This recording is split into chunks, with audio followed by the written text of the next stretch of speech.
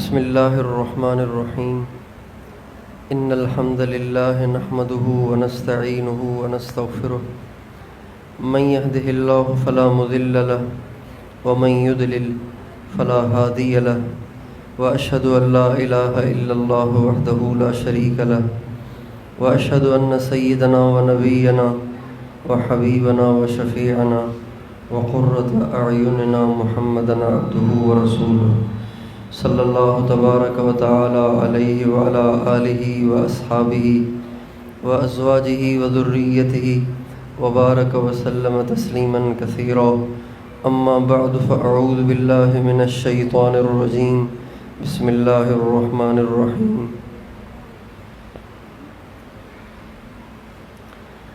الذین آمنوا وتطمئن قلوبهم بذکر اللہ الا بذکر اللہ تطمئن القلوب وقال تعالی ومن اعرض عن ذکری فإن له معیشة ضنکا ونحشره یوم القیامة اعمی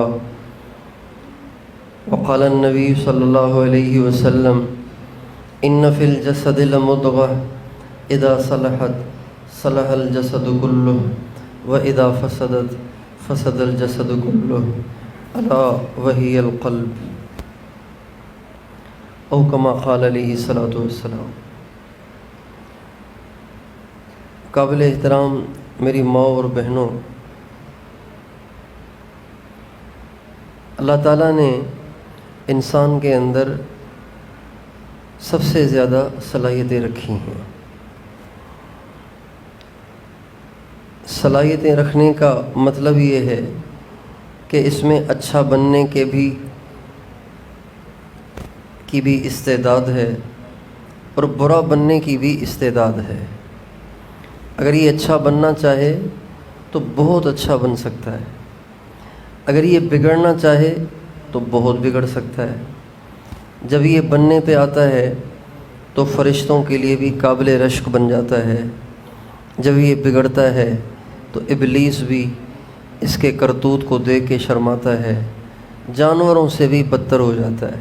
اللہ تعالیٰ کا قرآن پاک میں ارشاد ہے اولئک کالانعام بل ہم اضل، یہ جانوروں کی طرح سے ہیں بلکہ جانوروں میں بھی کچھ سمجھ ہے، کچھ تمیز ہے، یہ تو جانوروں سے بھی زیادہ بھٹکے ہوئے گمراہ اور جاہل ہیں۔ تو انسان پہ محنت ہو تو بہت اچھا ہو جاتا ہے، محنت نہ ہو تو بہت برا ہو جاتا ہے۔ اللہ تعالیٰ فرماتے ہیں وَنَفْسٍ وَمَا سَوَّاهَا فَأَلْهَمَهَا فُجُورَهَا وَتَقْوَاهَا، انسان کے اندر دونوں بیج ڈال دیے گئے ہیں، دونوں صلاحیتیں رکھ دی گئی ہیں، اور دونوں صلاحیتیں رکھنے کا مطلب بھی آزمائش اور امتحان ہے کہ اچھائی کرنے کی بھی استعداد دے دی اور برائی کرنے کی استعداد بھی دے دی۔ اب امتحان ہے کہ اچھا بننے کی کوشش کرتا ہے یا برا بننے کی کوشش کرتا ہے۔ پھر اچھا کیسے ہوتا ہے، برا کیسے ہوتا ہے؟ نبی کریم صلی اللہ علیہ وسلم کا ارشاد ہے کہ اللہ تعالیٰ نے انسان کے جسم کے اندر ایک گوشت کا ٹکڑا رکھا ہے، اگر وہ ٹھیک ہو جائے تو سارا جسم ٹھیک ہو سکتا ہے، اگر وہ خراب ہو جائے تو سارا جسم خراب ہو جاتا ہے۔ پھر آپ علیہ السلام کا ارشاد ہے کان کھول کر سنو، پوری توجہ سے سنو، وہ گوشت کا ٹکڑا جس کے ٹھیک ہونے سے سارا جسم ٹھیک ہوتا ہے، جس کے بگڑنے سے سارا جسم بگڑتا ہے، وہ انسان کا دل ہے۔ اس لیے سارے انبیاء علیہم السلام، انبیاء دنیا میں انسانوں کو سدھارنے آتے ہیں، انسانوں کو سنوارنے آتے ہیں، انسانوں کو ٹھیک کرنے آتے ہیں، انسانوں کو صفات کے ساتھ مزین کرنے کے لیے آتے ہیں۔ تو انبیاء علیہم السلام کا جو فوکس ہوتا ہے، فوکس جس پہ ان کی پوری توجہ ہوتی ہے، وہ انسانوں کے دل ہیں۔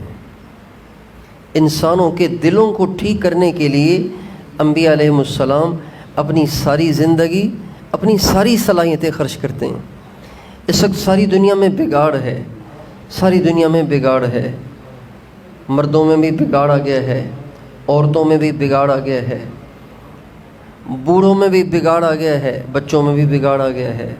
جس گھر میں 4 بچے ہیں اس گھر میں سارا گھر پریشان ہوتا ہے کہ یہ بچے ہیں، جنات ہیں، کیا ہیں، انہوں نے تو ناک میں دم کیا ہوا ہے۔ ہر گھر کا یہ حال ہے۔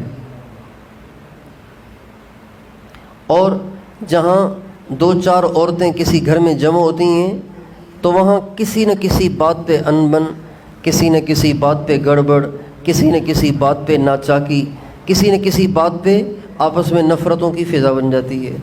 ایک بھائی، 2 بھائی ہیں، ایک گھر میں دونوں بھائی اکٹھے رہتے ہیں، ان دونوں کی 2 بیویاں ہیں، ایک 2 دونوں کے بچے ہیں، یہ نہیں بن پاتے، نہ بھائی آپس میں بن پاتے ہیں، نہ ان کی بیویاں آپس میں بن پاتی ہیں، نہ ان کے بچے آپس میں بن پاتے ہیں۔ بگاڑ ہی بگاڑ ہے۔ ایک بازار میں 5-7 دکانیں ہیں، ساری کپڑے کی دکانیں ہیں، یہ دکانوں والے آپس میں نہیں بن پاتے۔ ایک دفتر میں 5-7 ملازمین کام کر رہے ہیں، ان سب کے دل ایک دوسرے کی نفرت سے بھرے ہوئے ہیں۔ ہر طرف یہ حال ہے، بگاڑ ہی بگاڑ ہے، بگاڑ ہی بگاڑ ہے، بگاڑ ہی بگاڑ ہے۔ اور اس کی وجہ اور کچھ نہیں ہے، اس کی وجہ دلوں کا بگاڑ ہے۔ دل بگڑے ہوئے ہیں اس لیے صبر نہیں ہے، دل بگڑے ہوئے ہیں اس لیے برداشت نہیں ہے، دل بگڑے ہوئے ہیں اس لیے شکر کی کیفیت نہیں ہے، دل بگڑے ہوئے ہیں اس لیے حلم اور بردباری نہیں ہے، دل بگڑے ہوئے ہیں اس لیے دنیا سے بے رغبتی نہیں ہے، دل بگڑے ہوئے ہیں اس لیے ہر ایک بڑا بننا چاہتا ہے، ہر ایک اونچا ہونا چاہتا ہے، دوسرے کو نیچا دکھانا چاہتا ہے۔ عمومی طور پر یہ فضا بن گئی ہے۔ اب اس سارے بگاڑ کا حل کیا ہے؟ اس سارے بگاڑ کا حل، چاہے گھروں کے جھگڑے ہوں، چاہے دفتروں کے جھگڑے ہوں، چاہے بازار کے جھگڑے ہوں، چاہے بچوں کے جھگڑے ہوں، چاہے بڑوں کے جھگڑے ہوں، چاہے مردوں عورتوں کے جھگڑے ہوں، اس سارے بگاڑ کا جو حل ہے وہ دل کا سدھار ہے۔ دل سدھر جائے، جب دل سدھر جائے گا تو پھر انسان کا ہاتھ بھی سدھر جائے گا، اس کی زبان بھی سدھر جائے گی، اس کی نظر بھی سدھر جائے گی، اس کا سارا وجود سدھر جائے گا، اس کی سوچ بھی سدھر جائے گی، اس کی سوچ بھی سدھر جائے گی۔ دل کے بگاڑ نے ہر طرف بگاڑ ہی کا ماحول بنا رکھا ہے۔ دل کے بگاڑ نے ہر طرف ایک دوسرے کو اذیت دینے کی فضا بنائی ہوئی ہے۔ اور دل کا سدھار وہ اللہ کے ذکر سے ہے۔ اللہ کے ذکر میں اللہ تعالیٰ نے یہ صلاحیت رکھی ہے کہ جب اللہ تعالیٰ کے ذکر کی کثرت کی جائے تو دل سدھرنا شروع ہو جاتا ہے۔ جیسے کوئی آدمی بیمار ہو جائے، ڈاکٹر اس کو کھانا پینا بند کر دیں تو ظاہری بات ہے جب 5-7 دن، 1 ہفتہ، 10 دن، 20 دن، 2 مہینے کھانا پینا بند ہو جائے گا، صرف جوس پہ گزارا ہوگا، پانی پہ گزارا ہوگا، ڈرپوں پہ گزارا ہوگا تو لامحالہ وزن گھٹ جائے گا، آدمی کمزور ہو جائے گا، دبلا پتلا ہو جائے گا۔ لیکن جب آدمی ڈاکٹروں کی اجازت کے بعد دوبارہ کھانا پینا شروع کر دے، دوبارہ پھل کھائے، جوس پیے، کھانا کھائے، روٹی کھائے، گوشت کھائے، چاول کھائے، سوپ پیے، تو آہستہ آہستہ اس کی کمزوری کور ہوتے ہوتے کمزوری بالکل ختم ہو جائے گی اور جسم بالکل ٹائٹ ہو جائے گا۔ بالکل اسی طرح سے جب ہم اللہ پاک کا ذکر کثیر کریں گے، خوب اللہ کو یاد کریں گے، خوب اللہ کا ذکر کریں گے تو کرتے کرتے کرتے کرتے ہمارے دل کی ساری بیماریاں ٹھیک ہو جائیں گی، اور دل جب سدھر جائے گا تو پھر ہماری زبان سے کسی کو تکلیف نہیں ہوگی، اور کسی کے تکلیف دینے سے ایک دم ہم پریشان نہیں ہوں گے، ایک دم ہم واویلا نہیں کریں گے، ایک دم ہم اس کے خلاف ریئیکشن نہیں دکھائیں گے، ایک دم ہم اس سے انتقامی کارروائیاں نہیں کریں گے، بلکہ ہمیں بردباری آ جائے گی، برداشت آ جائے گی۔ تو دل کے سارے امراض کا حل ذکر کثیر ہے۔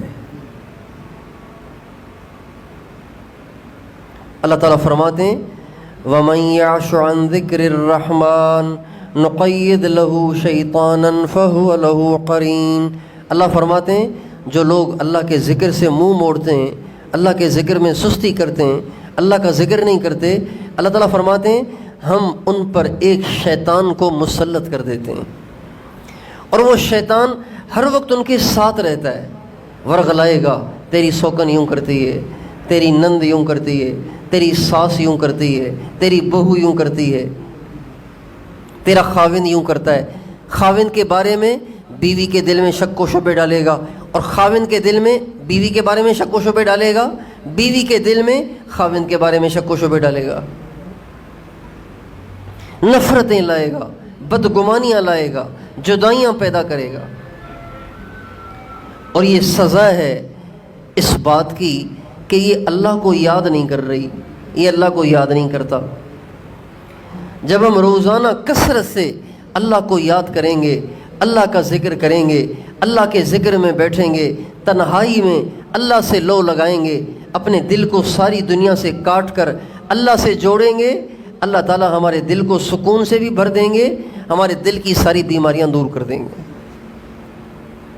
آج ہم اپنی زندگی میں غور کریں کہ بچے بھی ہم سے ٹائم چاہتے ہیں، بچے چاہتے ہیں کہ ماں باپ ہمیں ٹائم دیں، بیوی چاہتی ہے خاوند مجھے ٹائم دے، خاوند چاہتا ہے بیوی مجھے ٹائم دے، ہر آدمی چاہتا ہے کہ جس سے میرا تعلق ہے میری اس سے خاص ملاقات ہونی چاہیے، کبھی میرے ساتھ بیٹھے تاکہ میں دل کی باتیں تو سناؤں۔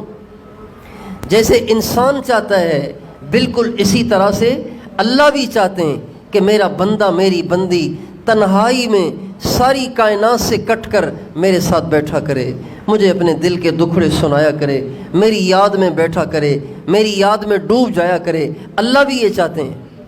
اللہ تعالیٰ اپنے نبی سے فرماتے ہیں وَاذْكُرِ اسْمَ رَبِّكَ وَتَبَتَّلْ إِلَيْهِ تَبْتِيلًا، میرے نبی میرے نام کا ذکر کرو، اور اتنا کرو ساری دنیا سے کٹ کر میرے ہو کر رہ جاؤ۔ اور سچی بات یہ ہے کہ زندگی کی ساری بے برکتیوں کی وجہ اللہ کو ٹائم نہ دینا ہے۔ جو لوگ روزانہ تنہائی میں بیٹھ کے اللہ کو یاد کرتے ہیں، ذکر کرتے ہیں، مراقبہ کرتے ہیں، ان کے ہر کام میں برکت ہوتی ہے، ان کے کمانے میں برکت، ان کی دکانوں میں برکت، ان کے کاروبار میں برکت، ان کی ملازمت میں برکت، اگر وہ عورت ہے اس کے گھر کے کام کاج میں برکت، اگر وہ مدرس ہے اس کی تدریس میں برکت، اگر وہ متعلم ہے اس کے تعلم میں برکت، ہر چیز میں برکت آ جاتی ہے۔ علامہ ابن قیم رحمۃ اللہ علیہ فرماتے ہیں، میرے جو استاد اور شیخ علامہ ابن تیمیہ تھے، شیخ الاسلام علامہ ابن تیمیہ، یہ علامہ ابن قیم کے استاد بھی ہیں اور ان کے مرشد بھی ہیں، شیخ بھی ہیں۔ فرماتے ہیں حضرت علامہ ابن تیمیہ رحمۃ اللہ علیہ کا یہ معمول تھا کہ فجر کی نماز کے بعد اپنی جگہ سے اٹھتے نہیں تھے، بیٹھے رہتے تھے یہاں تک کہ چاشت کا وقت ہو جاتا تھا، پتہ نہیں کیا پڑھتے رہتے تھے، یعنی 10-11 بج جاتے تھے، فجر سے لے کے 10-11 بجے تک بیٹھے ہوئے ہیں، کئی گھنٹے 5-6 گھنٹے بنتے ہیں، بیٹھے رہتے تھے۔ تو فرماتے ہیں کہ ایک دن فجر سے لے کے جو بیٹھے چاشت تک بیٹھے رہے، چاشت کی نماز پڑھی، پھر میری طرف متوجہ ہوئے اور فرمایا کہ بیٹا اگر میں روزانہ اتنی دیر نہ بیٹھوں نا تو میرا کھانا نہیں ہوتا، یہی میرا ناشتہ ہے، یہی میرا کھانا ہے، اگر میں یہ نہ کروں تو مجھ سے کچھ بھی نہیں ہوتا، اگر یہ کر لوں میرا سارا دن اچھا ہو جاتا ہے، بابرکت ہو جاتا ہے۔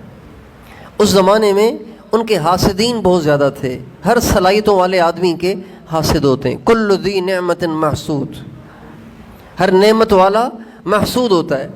اللہ تعالیٰ کسی کو کچھ دے دے تو اوروں کو جلن شروع ہو جاتی ہے، حسد ہونے لگ جاتا ہے، یہ انسان کا فطری تقاضا ہے۔ علامہ ابن تیمیہ رحمۃ اللہ علیہ ذہین بھی بہت تھے، ذی استعداد بھی بہت تھے، تو ان کے حاسد بھی بہت تھے، تو مختلف ان کی شکایتیں بادشاہ کو پہنچاتے، ان کو جیل میں ڈلواتے، ان کے ساتھ دشمنی کرتے، مختلف طریقوں سے ان کو اذیت دیتے تھے۔ تو علامہ ابن قیم رحمۃ اللہ علیہ فرمانے لگے، مجھ سے میرے استاد صاحب نے فرمایا کہ بیٹا اگر میں یہ ناشتہ جو تم نے میرا آج دیکھا ہے، اگر میں یہ ناشتہ نہ کروں تو میری زندگی اجیرن ہو جاتی ہے، میری زندگی میں ٹینشن ہی ٹینشن آ جاتے ہیں، پریشانی آ جاتی ہے۔ لیکن ان اعمال کی برکت سے، تنہائی میں بیٹھ کے اللہ کو یاد کرنے کی برکت سے اللہ نے مجھے اتنا سکون دیا ہوا ہے کہ ایسے لگتا ہے جیسے جنت کہیں اور نہیں، جنت اللہ نے میرے سینے میں رکھ لی ہے۔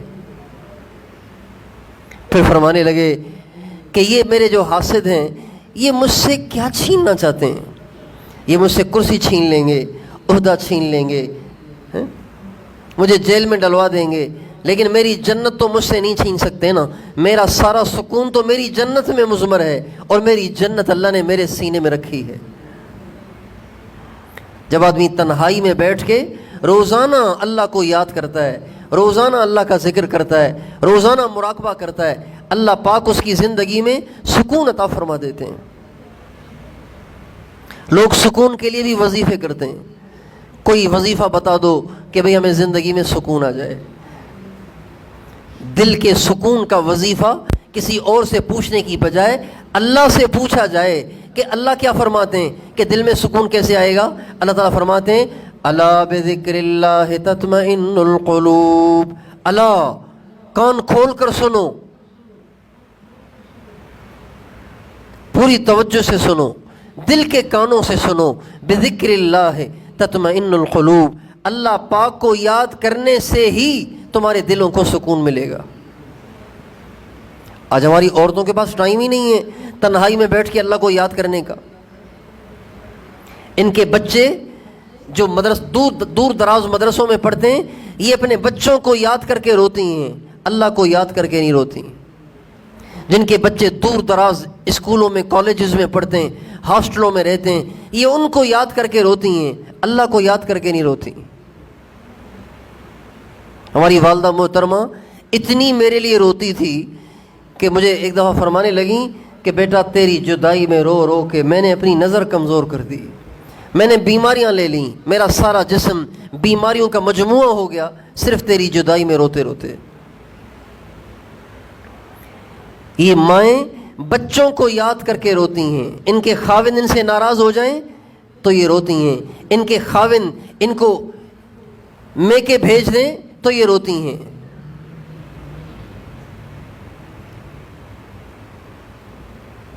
ان کے خاوند ان سے بدتمیزیاں کریں تو یہ روتی ہیں، ان کے خاوند ان کو خرچہ نہ دیں تو یہ روتی ہیں، ان کی ساس ان پہ ظلم و ستم کرے، اس کی غلط شکایتیں لگائے، اس پہ روتی ہیں، صحیح شکایتیں لگائے تب بھی روتی ہیں، ان کی نند ان کے ساتھ زیادتیاں کرے، اس پہ روتی ہیں، لیکن کبھی تنہائی میں بیٹھ کے اللہ کو یاد کر کے نہیں روتی۔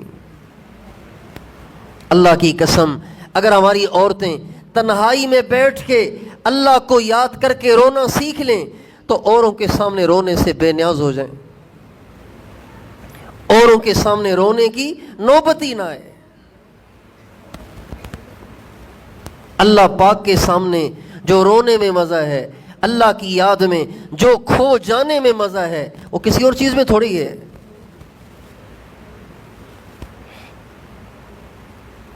اللہ پاک کی یاد میں کھو جانے کا بڑا عجیب مزہ ہے۔ جسے اللہ سے عشق ہو جائے، اللہ سے محبت ہو جائے، اللہ پاک کی یاد میں کھونا نصیب ہو جائے، وہ بڑا خوش قسمت ہے، وہ عورت بڑی خوش قسمت ہے، وہ مرد بڑا خوش قسمت ہے۔ آج ہمارے دل، ہم نے خود ہی اپنے دلوں کو کچرے کا ڈبہ بنایا ہوا ہے، پتہ نہیں کیا کیا محبتیں اس میں ڈالی ہوئی ہیں۔ اللہ کی محبت کو دل میں ڈالنے کی ہم نے کوشش ہی نہیں کی کبھی۔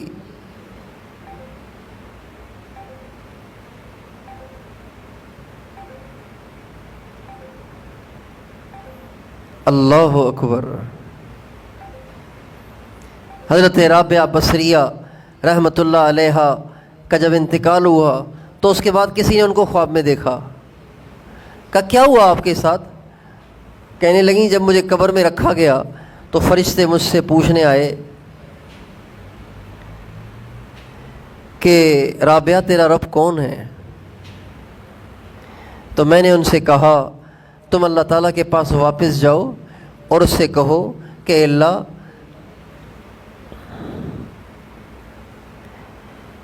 رابعہ آپ کو یاد ہے کہ نہیں ہے؟ رابعہ آپ کو یاد ہے کہ نہیں ہے؟ فرشتے گئے جواب لے آئے کہ اللہ کہہ رہے ہیں رابعہ ہمیں یاد ہے، ہم رابعہ کو بھولے نہیں ہیں۔ تو کہنے لگیں اللہ آپ کے کھرب ہا کھرب بندے بندیاں ہیں، اتنی ساری مخلوق ہے، ان میں سے ایک رابعہ کو آپ نہیں بھولے، حالانکہ رابعہ کے علاوہ اور کتنی ساری مخلوق ہے، رابعہ کا تو آپ کے سوا کوئی ہے ہی نہیں، تو رابعہ آپ کو کیسے بھول جائے گی؟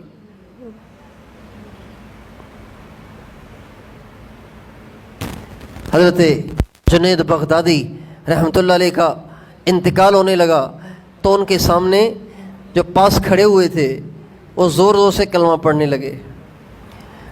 تو حکم یہی ہے کہ جب کسی کا انتقال ہونے لگے تو اس کو کلمہ پڑھنے کا حکم نہیں کرنا چاہیے، کلمہ پڑھو کلمہ پڑھو، انکار کرے گا تو گناہ گار ہو جائے گا، اس لیے کلمہ زور زور سے اس کے سامنے پڑھنا چاہیے، اس کے سامنے زور زور سے کلمہ پڑھنا چاہیے۔ چنانچہ حضرت جنید بغدادی رحمۃ اللہ علیہ کے سامنے جب لوگ زور زور سے کلمہ پڑھنے لگے تو پہلے تو آنکھیں بند تھیں، پھر انہوں نے آنکھیں کھولیں اور مسکرانے لگے، اور ان سے جو کلمہ پڑھ کے کلمے کی یاد دلا رہے تھے ان سے فرمانے لگے مجھے کلمے کی یاد دلا رہے ہو، میں تو کبھی اسے بھولے ہی نہیں ہوں، مجھے یاد دلا رہے ہو تو۔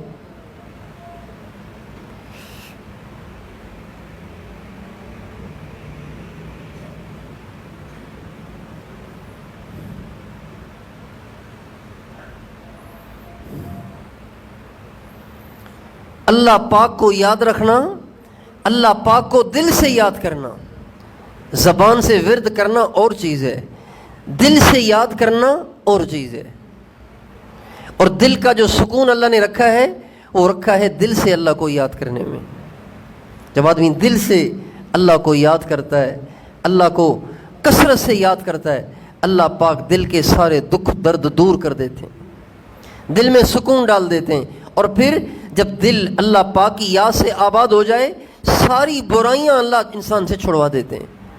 جس کا دل اللہ پاک کی یاد سے آباد ہو جائے وہ کبھی برا نہیں غلط نہیں دیکھے گا، غلط نہیں بولے گا، غلط نہیں سنے گا، غلط نہیں کھائے گا، غلط نہیں پیے گا، غلط نہیں کرے گا، غلط طرف نہیں جائے گا، غلط طرف کان نہیں لگائے گا۔ جس کا دل اللہ پاک کی یاد سے آباد ہو جائے۔ اس لیے مشائخ کا یہ معمول رہا ہے کہ وہ جو ان کے تعلق میں آ جاتا وہ اس سے ذکر کثیر کراتے تھے، خوب ذکر کراتے تھے، اتنا کراتے تھے کہ دل پر اللہ پاک کے خیال کا غلبہ ہو جائے، دل پہ اللہ پاک کی محبت چھا جائے۔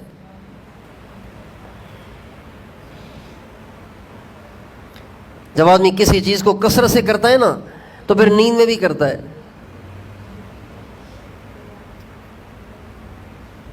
جو بچے سارا دن قرآن پڑھتے ہیں وہ بعض دفعہ نیند میں بھی قرآن پڑھ رہے ہوتے ہیں، اور جو سارا دن گانے گاتے رہتے ہیں وہ نیند میں بھی گانے گاتے رہتے ہیں۔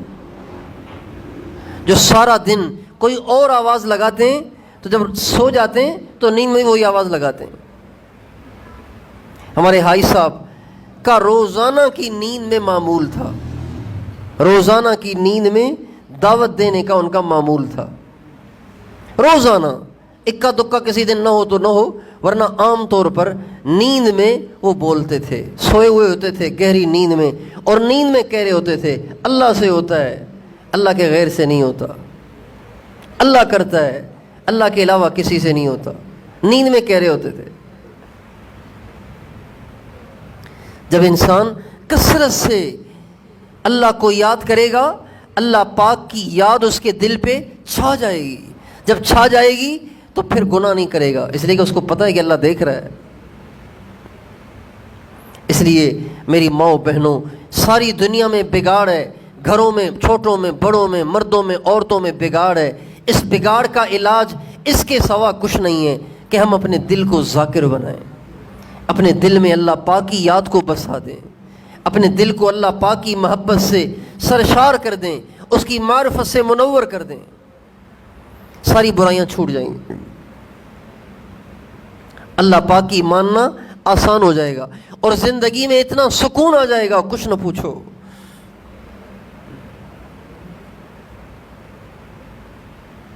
حضرات صحابہ کرام نے جو قربانیاں دیں تو ان قربانیوں کے پیچھے اللہ پاک سے وہ محبت کار فرما تھی جس کی وجہ سے ان کے لیے اپنی گردنوں کو کٹوانا آسان ہوا. حضرت خنسہ اپنے 4 بچوں کو اللہ کے نام پہ قربان کرنے کے لیے بھیج رہی ہیں اور ان سے کہہ رہی ہیں واپس نہیں آنا، وہیں قربان ہو جانا، پیٹھ نہ موڑنا، پیٹھ نہ پھیرنا. اور 4 بچے جب شہید ہوئے تو حضرت خنسہ رضی اللہ عنہ کو بتایا گیا تو انہوں نے اللہ کا شکریہ ادا کیا، اللہ تیری مہربانی، تو نے میرے 4 بچے اپنے دین کے لیے قبول کر لیے. حالانکہ اس ماں کے دل پہ کیا بیتے گی جس کے 4 بچے ایک وقت میں شہید ہو جائیں. ایک ماں کے بچوں میں سے 4 بچوں کی لاشیں اس کے سامنے لاشیں اس کے سامنے پڑے ہوئے ہوں، اس ماں کے دل پہ وہ تو مر جائے گی، پاگل ہو جائے گی. حضرت خنسہ خوش ہو رہی ہیں، اللہ تیری مہربانی، تو نے میرے 4 بچے قبول کر لیے. اس لیے اللہ پاک کو اتنا یاد کریں کہ اللہ پاک کی یاد ہمارے دل میں بس جائے، اتر جائے. اور یہ ذکر کثیر سے ہوگا. اور ذکر کرنے کا فائدہ تو ہے ہی ہے، لیکن ذکر کرنے کا پورا فائدہ تب ہوتا ہے جب آدمی ذکر سیکھ کے کرتا ہے. کسی سے ذکر سیکھ کے کرے گا اس کا اثر زیادہ ہوگا، بغیر سیکھے کرے گا تو اس کا اثر کم ہوگا. ظاہری بات ہے، ڈرائیونگ سیکھا ہوا جب چلائے گا تو اس کا اور اثر ہو، اس کا انداز اور ہوگا. اور جس کی ڈرائیونگ سیکھی ہوئی نہیں ہے اس کی گاڑی چلانے کا انداز اور ہوگا، خطرے میں ہی رہے گا، پتہ نہیں کہاں جا کے مارے گا. اللہ پاک کا ذکر سیکھ کے کیا جائے، اہل اللہ سے سیکھ کے کیا جائے، اللہ والوں سے سیکھ کے کیا جائے، پھر ذکر اپنا اثر دکھائے گا اور ذکر کے ذریعے سے اصلاح ہوگی، تربیت ہوگی، دل منور ہوگا، اللہ کی محبت سے سرشار ہوگا. تو آپ ساری بہنوں سے، ماؤں سے، بچیوں سے درخواست ہے کہ آپ آج یہ نیت کر کے جائیں کہ ہمیں اللہ کو بہت یاد کرنا ہے، تھوڑا نہیں زیادہ یاد کرنا ہے. ہم تو یوں عرض کرتے ہیں سب سے کہ بھئی جیسے سارے کام کے لیے ہم ٹائم نکالتے ہیں، اللہ کو یاد کرنے کے لیے بھی ٹائم نکالیں. 2 گھنٹے، 2.5 گھنٹے، 1.5 گھنٹہ، کم از کم 1 گھنٹہ تو ہم تنہائی میں بیٹھ کے اللہ کو روزانہ ضرور یاد کر لیا کریں. 1 گھنٹے سے کم نہیں، 1 گھنٹہ تو کریں. لیکن بعض لوگوں کے دل اتنے سیاہ ہو جاتے ہیں، گناہ کرتے کرتے، اللہ سے غافل ہوتے ہوتے ان کے دل اتنے سیاہ ہو جاتے ہیں کہ ان سے بیٹھا ہی نہیں جاتا. گپوں میں بیٹھیں گے تو گھنٹوں بیٹھے رہیں گے، تسبیح لے کے بیٹھیں گے، آنکھیں بند کر کے اللہ کو یاد کرنے کی کوشش کریں گے تو آدھے گھنٹے میں کہیں گے کمر ٹوٹ رہی ہے، گردن ٹوٹ رہی ہے، درد ہو رہا ہے، یہ ہو رہا ہے، وہ ہو رہا ہے. تو ایسے لوگ آدھے گھنٹے سے شروع کر لیں. لیکن روزانہ کی بنیاد پہ ہم اللہ کو یاد کریں. اللہ تعالیٰ کسی کو 2 گھنٹے 2.5 گھنٹے کی توفیق دے، سب سے اچھی بات ہے، سب سے اچھی بات ہے. 2-2.5 گھنٹے روزانہ آپ ہوں اور اللہ ہو اور کوئی نہ ہو. دل ڈھونڈتا ہے پھر وہی فرصت کے دارات دن، بیٹھے رہیں تصور جانا کیے ہوئے. آپ ہوں، اللہ ہو اور کوئی نہ ہو. بڑا مزہ ہے اس میں، بڑا مزہ ہے اس میں.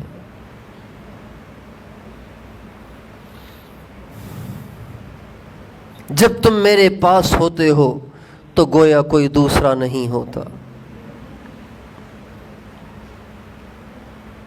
حضرات صحابہ کرام کو اللہ تعالیٰ نے یہ کیفیت اتنی مضبوط عطا فرمائی تھی کہ جب وہ کاروبار میں بھی ہوتے تھے تب بھی ان کا دل اللہ کی ذات کی یاد میں ڈوبا رہتا تھا. اللہ تعالیٰ فرماتے ہیں رجال لا تلہیہم تجارت ولا بیع عن ذکر اللہ. یہ ایسے مرد ہیں کہ جب خریدتے بھی ہیں، بیچتے بھی ہیں، مگر ان کے دل اللہ کی یاد سے غافل نہیں ہیں. جب آدمی نیا ڈرائیونگ سیکھ رہا ہوتا ہے نا، نیا ڈرائیونگ سیکھتا ہے تو کیا کرتا ہے؟ نہ ادھر دیکھتا ہے نہ ادھر دیکھتا ہے، بالکل سامنے دیکھ رہا ہوتا ہے اور ڈر رہا ہوتا ہے کہیں آگے پیچھے نہ ہو جاؤں، کہیں کسی سے ٹکرا نہ جاؤں۔ لیکن جب ڈرائیونگ مضبوط ڈرائیور بن جاتا ہے پھر ایک ہاتھ سے بھی چلا لیتا ہے، دونوں ہاتھ نکال کے بھی چلا لیتا ہے، موبائل پہ بات بھی کر رہا ہوتا ہے، ادھر ادھر بھی دیکھ رہا ہوتا ہے، گپے بھی مار رہا ہوتا ہے، اور اس کی توجہ ادھر ادھر نہیں جاتی، گاڑی بھی چلا رہا ہوتا ہے۔ جب آدمی ذکر کرتے کرتے کرتے کرتے اللہ پاک کی یاد میں ماہر ہو جاتا ہے تو پھر روٹی بھی پکائے گی تو اللہ کی یاد دل میں رہے گی، مہمانوں کے لیے چائے بھی بنائے گی تو اللہ کی یاد دل میں رہے گی، مہمان آئے ان سے بات چیت بھی کر رہی ہوگی تو اللہ کی یاد دل میں ہوگی، بچے کو دودھ بھی پلا رہی ہوگی تو دل میں اللہ کی یاد ہوگی۔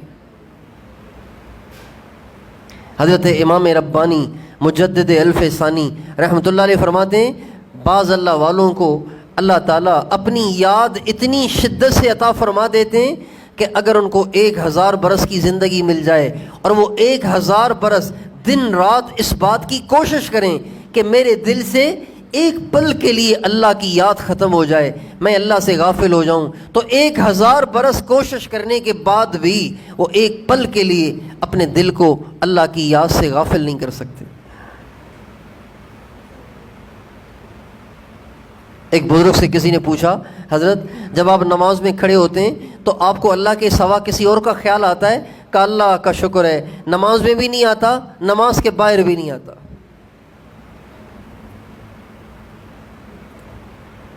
اس لیے ساری بہنوں سے بچیوں سے درخواست ہے اپنی زندگی کو پرسکون بنانا ہے، اپنی زندگی سے برائیوں کو نکالنا ہے، اپنی زندگی کو پرسکون بنانا ہے اور گناہوں سے اپنی زندگی کو پاک کرنا ہے، اللہ کی ولیہ بننا ہے۔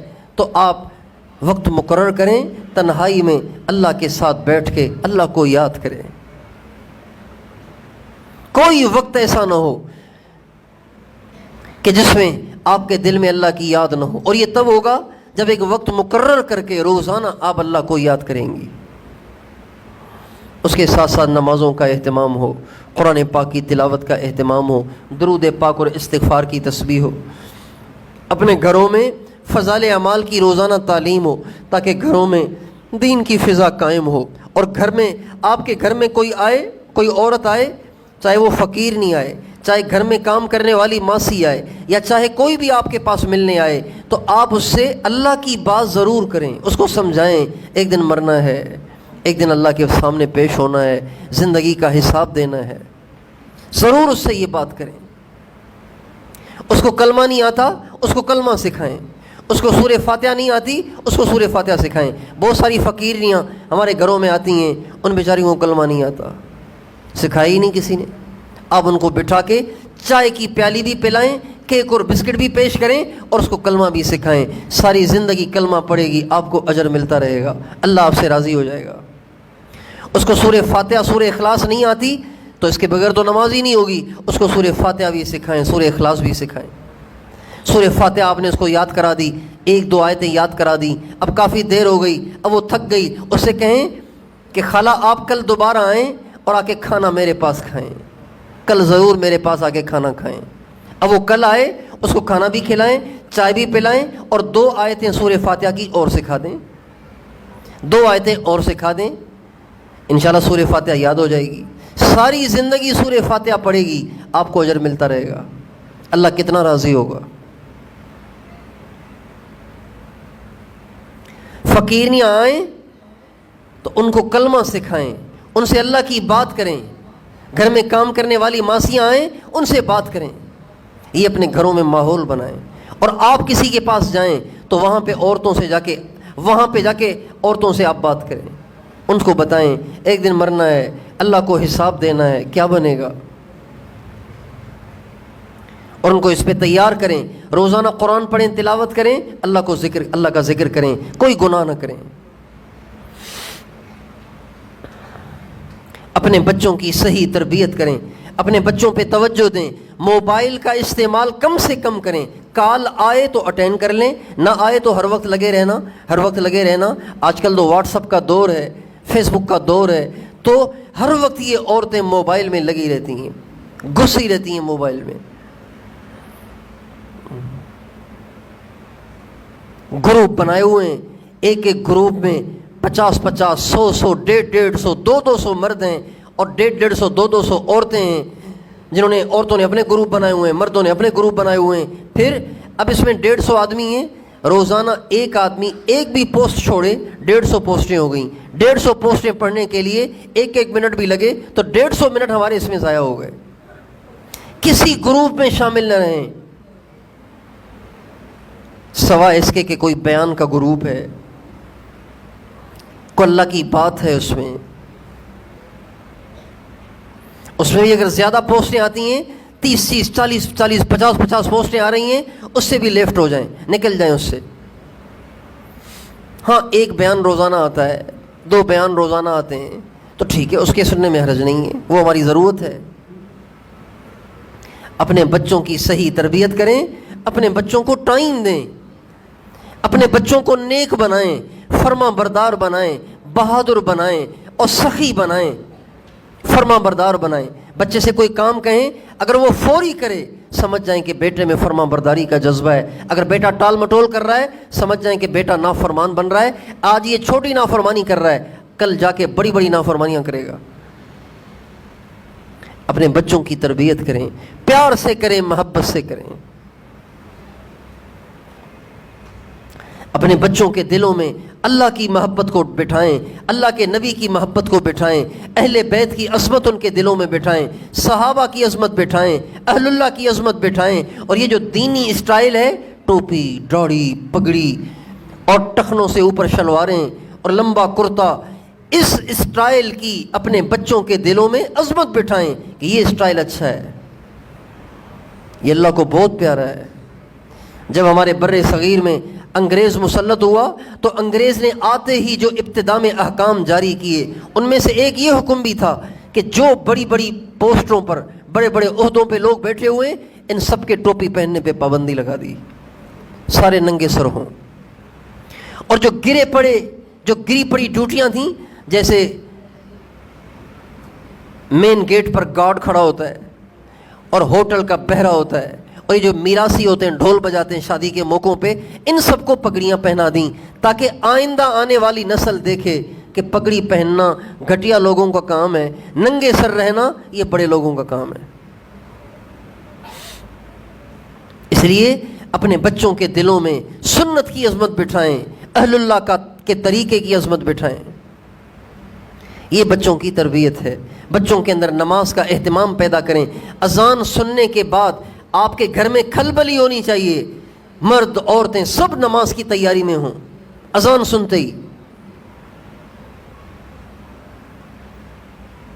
جیسے جس آدمی کی بکنگ ہو ایئرپورٹ پہ، اس نے پہنچنا ہو، وہ الارم رکھ کے سوتا ہے، پہلے الارم پہ فوراً اٹھ کے بھاگتا ہے. بالکل اسی طرح سے جو ہی اذان کی آواز آئے، ایسے جیسے سائرن بج گیا ہو، فوراً نماز کی تیاری میں لگ جائیں، مرد بھی عورتیں بھی. اور بچوں کو بھی لگا، بیٹا اذان ہو گئی ہے، آپ ابھی بھی بیٹھے ہوئے ہیں، بہت غلط بات ہے، جلدی کرو، اللہ ناراض ہو جائے گا. یہ گھروں میں فضا ہونی چاہیے. اللہ تعالیٰ مجھے اور آپ کو توفیق نصیب فرمائے.